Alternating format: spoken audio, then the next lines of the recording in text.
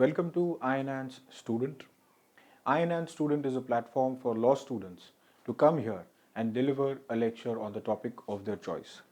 Today we have with us law student Poorva Gurav. She is going to speak on emergency provisions in the Indian Constitution.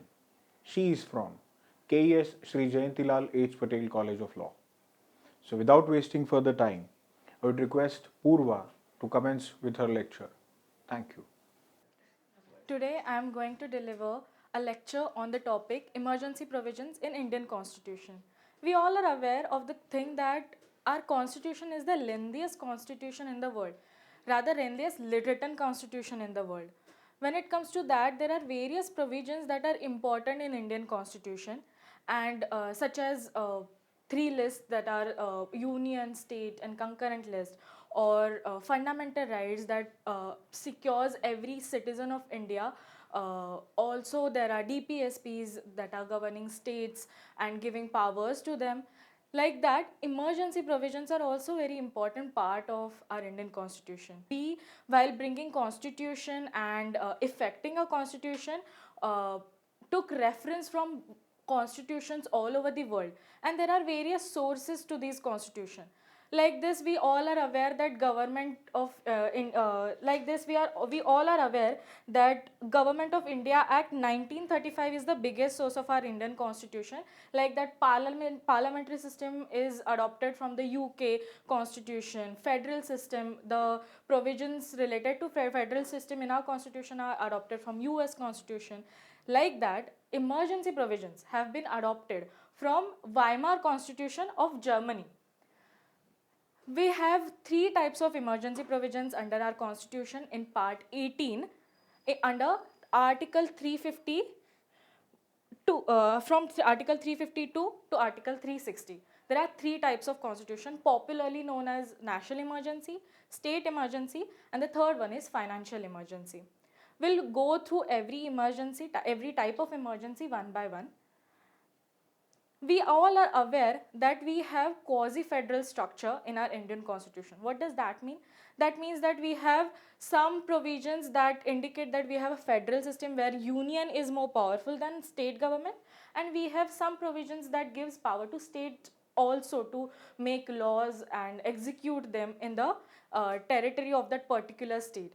While doing so, when there is emergency, may it be national, financial or state emergency, all the powers from state goes up to center, and center becomes more powerful, and that's how we can conclude that it takes the feature of unitary government when there is emergency in India.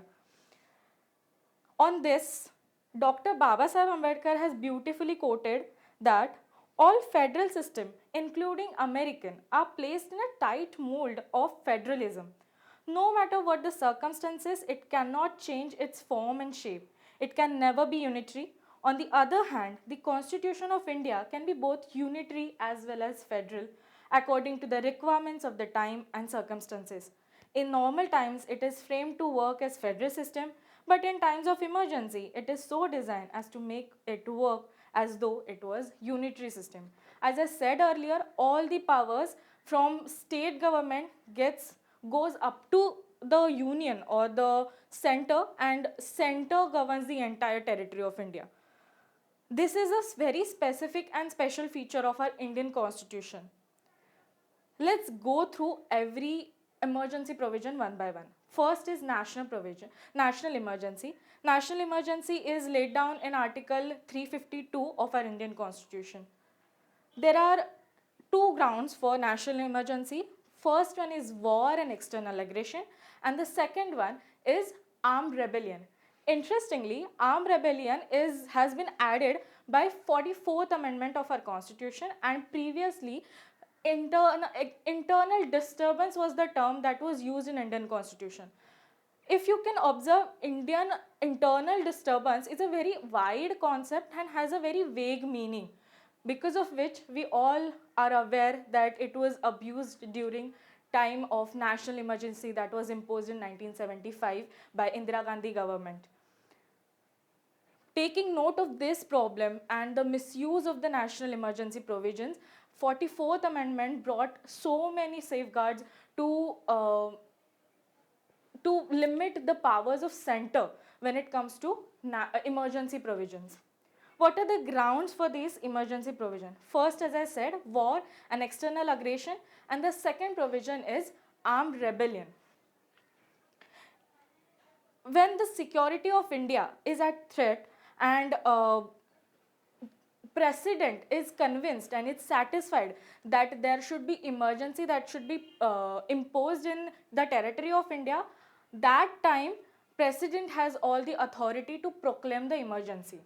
Now you have to be understanding towards the fact that a president has no sole power while it comes to proclaiming the emergency.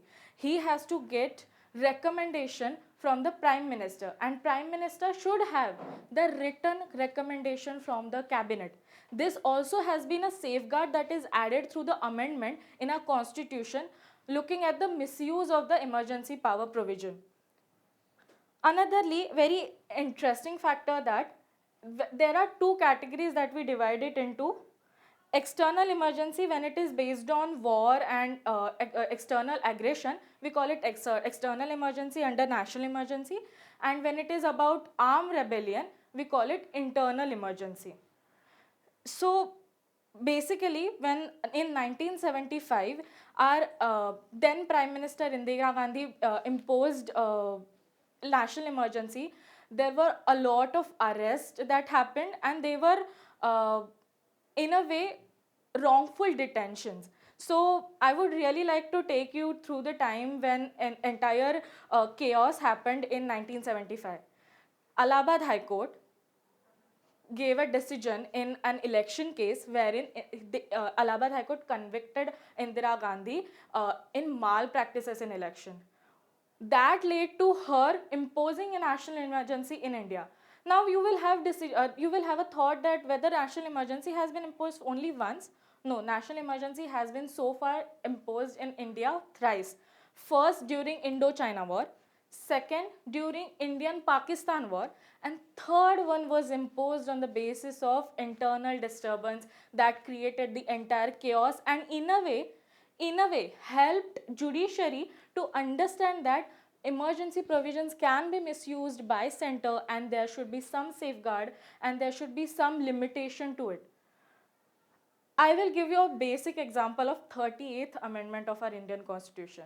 Through 38th Amendment, our Parliament said that there won't be any judicial review if there is emergency provision, if there is national emergency is imposed in India. This entire thing led to chaos, as in people were not able to approach court if they are facing any problem, if there is infringement of their fundamental rights. We will get back to that point also, okay, how the national emergency affects the fundamental rights of Indian citizens. But first, this entire chaos, as we were talking about, this entire chaos started happening from the Allahabad High Court decision and led up to the decision of very famous, or we can call it very infamous, case of ADM Jabalpur versus Shivkant Shukla. That case is popularly known as habeas corpus case. In that case, 5-judge bench gave the decision that a person cannot approach court under Article 20 and 21 when there is national emergency that is imposed in India, because these articles are suspended during national emergency. However, we all know that Justice H.R. Khanna gave a dissenting opinion, and he said that right to life and liberty is not suspended even during the national emergency. However, the decision given by Supreme Court got overruled in later in the another judgments, and we all know that now there is Article 19 that gets suspended in national emergency, and Article 20 and 21 will not get suspended during national emergency, and people still have right. A person who is facing wrongful detention has right to approach court and file writ of habeas corpus in the court of law, in the High Court or in the Supreme Court. That's how we can see the wrongs that were done by then government were amended by judicial decisions, and the 44th Amendment. So while looking at the picture of national emergency, we all must understand that there are three important amendments. One, 38th Amendment, 42nd Amendment and 44th Amendment. So the wrongs that were done to the Indian Constitution by 38th and the 42nd Amendment were amended or corrected by the 44th Amendment. That is the reason why we all know that 42nd Amendment to the Constitution is also called as mini Constitution, because there were so many amendments that were done, and through the act of MISA, Indira Gandhi government arrested a lot of politicians and people who had authority and detained them wrongfully, which led to the habeas corpus case and later on the 44th Amendment, wherein we got our rights back and we got the assurance that during the time of national emergency, only Article 19 or such articles will be suspended, but not Article 20 and 21. While talking about national emergency, as I said, one case of ADM Jabalpur versus Shivkant Shukla is very important, as it underlines the importance of habeas corpus writ and the fundamental rights of the citizens. Moving forward with the another provision of state emergency, which is also known as precedent rule. Why is it known as precedent rule? Because the powers from the state government goes up to the president or the governor of the state, and they govern the entire territory when there is a term called as failure of constitutional machinery. So we must understand that the ground for state emergency is failure of constitutional machinery. Just coming back for a minute, that how the declaration of emergency is regulated, national emergency is regulated, that there must be parliamentary approval before that. How? Then the both Lok Sabha and Rajya Sabha must approve it within 1 month of its proclamation. So before that, originally it was a 2 months duration, but later on it became 1 month's duration to approve it by parliament, that is Lok Sabha and Rajya Sabha, both the houses.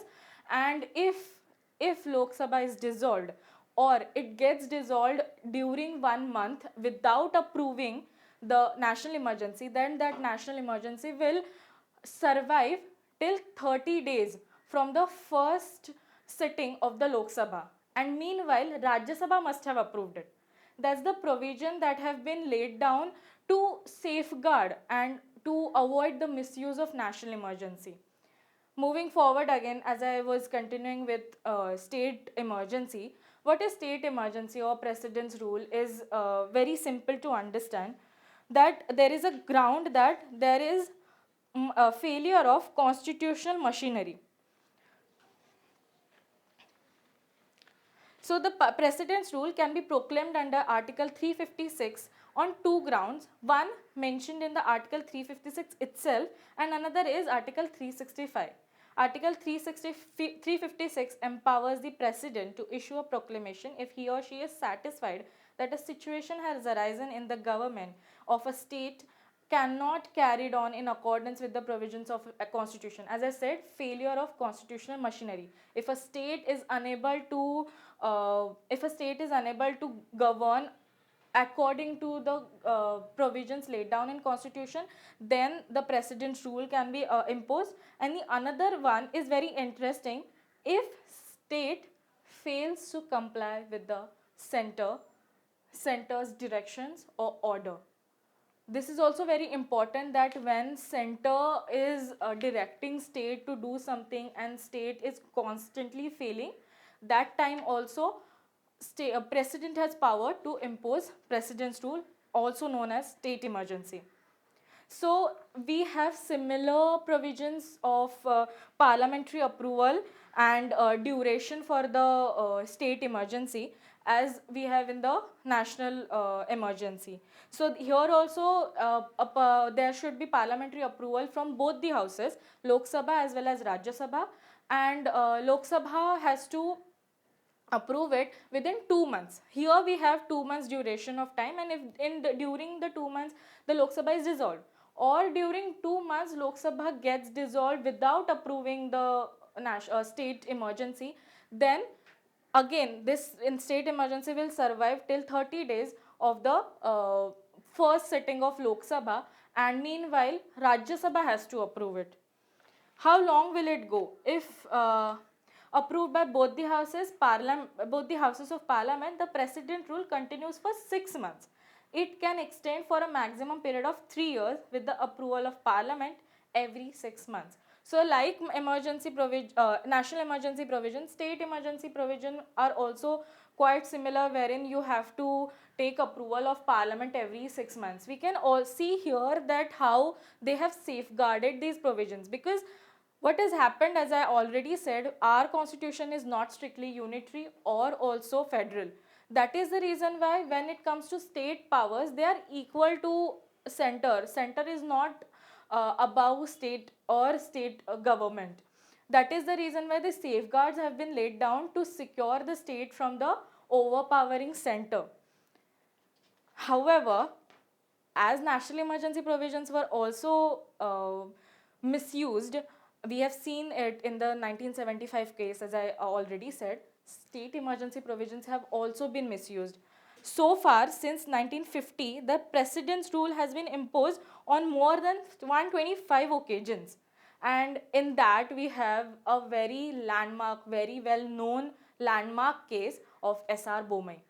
S.R. Bomai was a case wherein we came to know that this misuse of state emergency provision is so prevalent in India that there should have been any guidelines.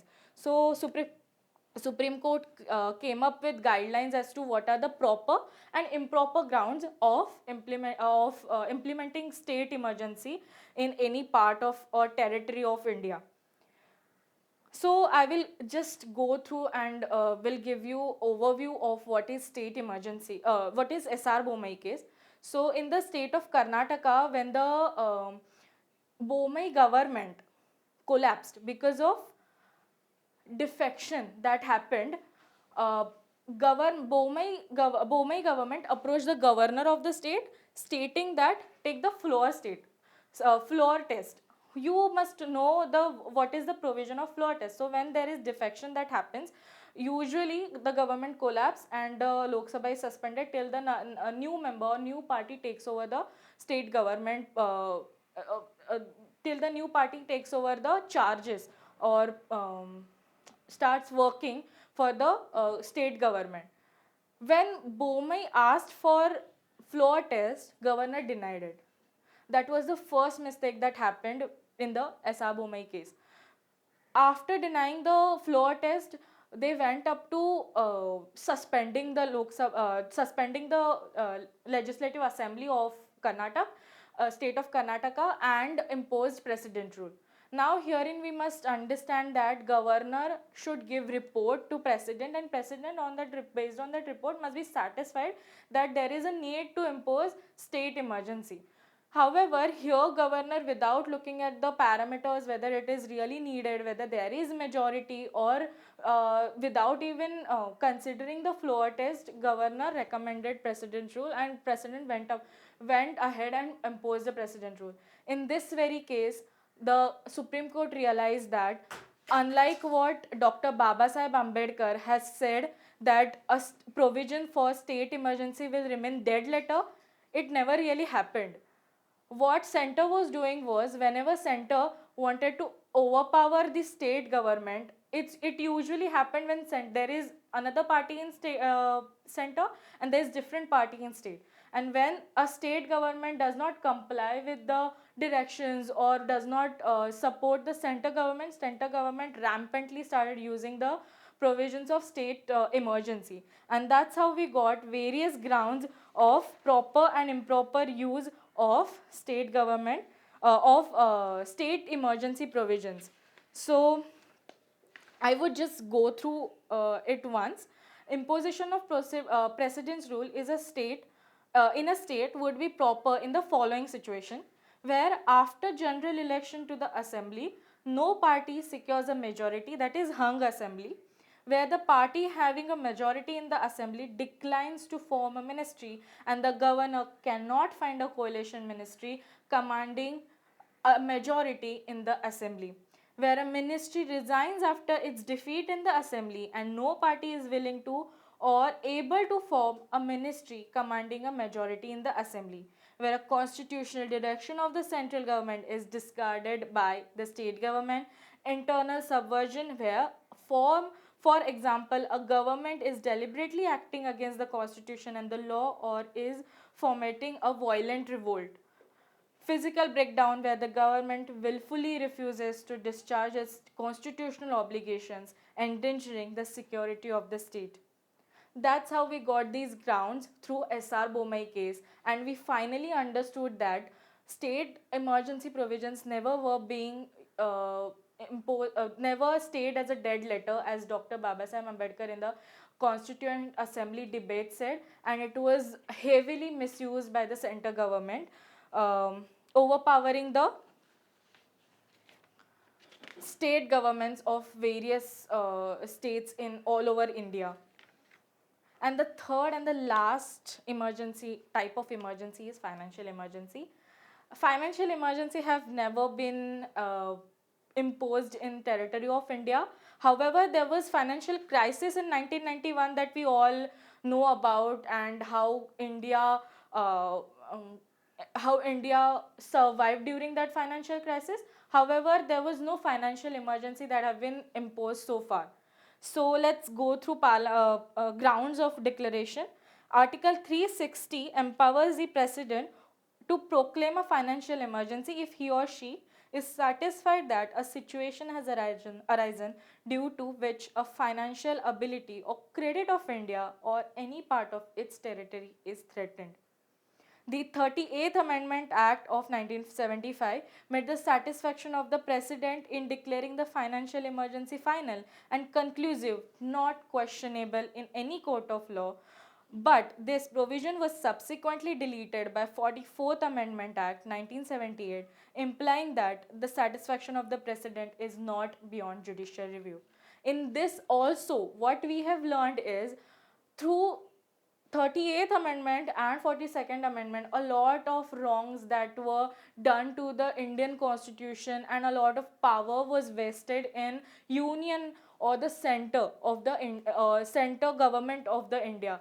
However, 44th Amendment brought a change and it recognized that these misuse have to be stopped, and independence of judiciary cannot be taken away at any cost, and also judicial review is very very important when it comes to misuse of powers of any by any authority of India in under the Indian Constitution. So, what are the parliamentary approval and duration of financial emergency? A proclamation declaring financial emergency must be approved by both houses of parliament within 2 months from the date of its issue.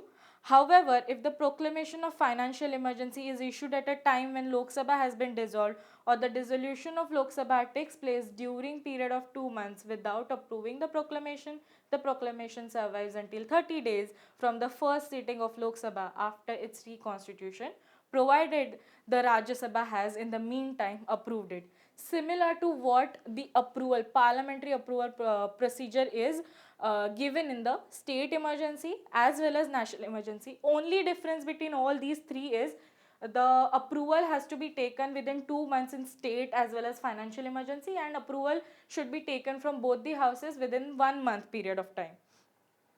Once approved by both the houses of parliament, the financial emergency continues indefinitely till it is revoked. Unlike the other two, where we have to take approval every 6 months.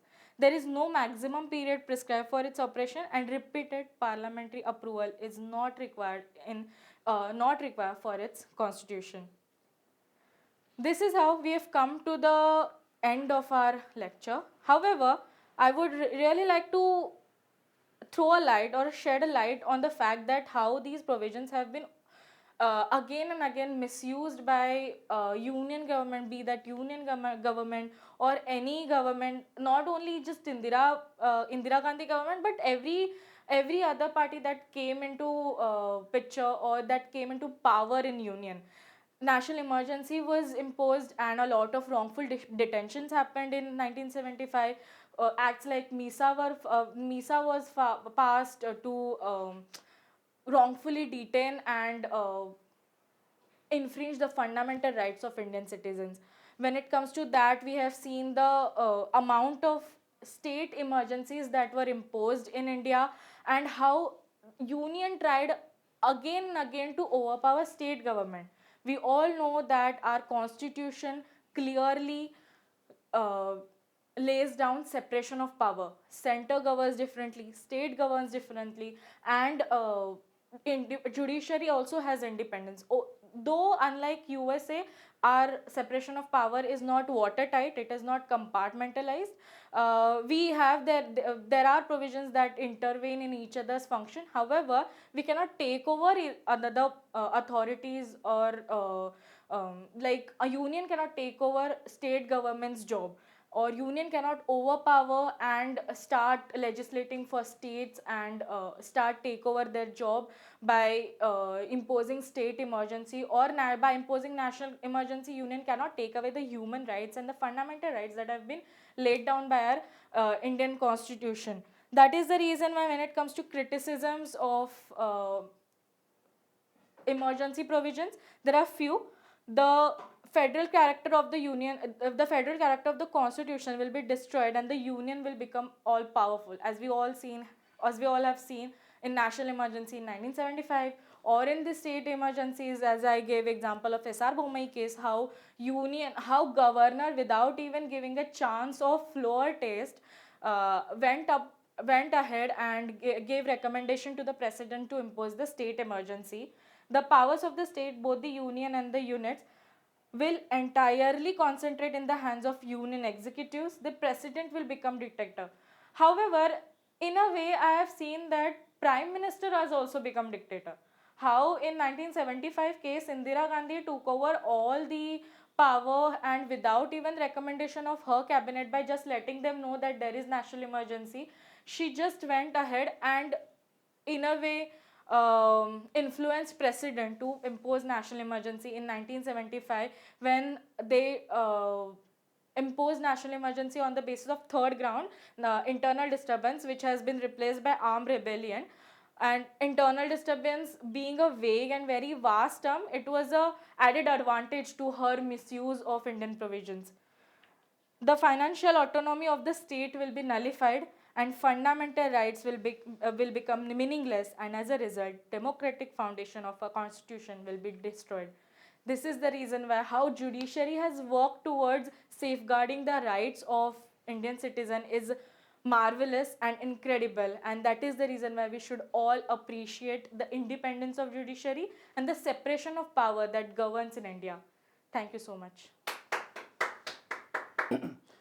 Poorva, thank you very much.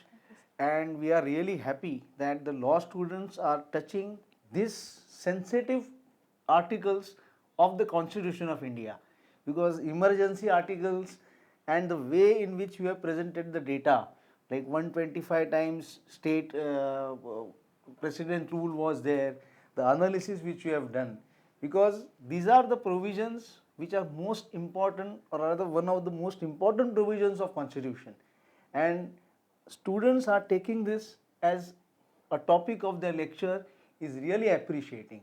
So thank you very much, and a small token from Hammurabi to you.